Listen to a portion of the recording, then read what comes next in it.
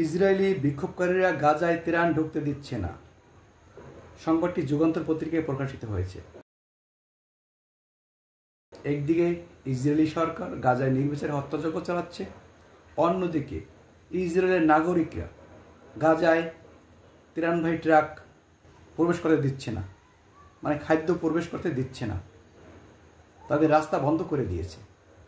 সংবাদটি এরকম, গাজায় ত্রাণবাহী সামগ্রী ঠেকাতে ইসরায়েলের কারেম আবু সালেম সীমান্ত ক্রসিংয়ে জড়ো হয়েছেন একদল ইহুদি বিক্ষোভকারী। বিক্ষোভকারীরা ত্রাণবাহী ট্রাকগুলো পথে আটকে দিয়েছেন। বিক্ষোভকারীদের একজন বলেন, গাজায় ত্রাণ পাঠানো এক অকল্পনীয় অবিচার, কারণ হামাস এখনও আমাদের জিম্মিদের মুক্তি দেয়নি। আমরা কি চুপচাপ বসে থাকতে পারি? চিন্তা করেন তাদের মানসিকতা কী ধরনের জঘন্য।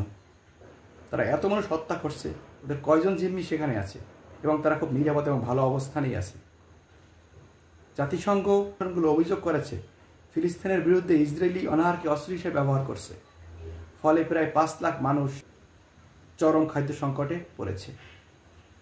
গাজা স্বাস্থ্য মন্ত্রণালয় জানিয়েছে নিহতের সংখ্যা প্রায় 54,000 আর আহত প্রায় 1,22,000-এর মতো, যাদের বেশিরভাগ নারী ও শিশু।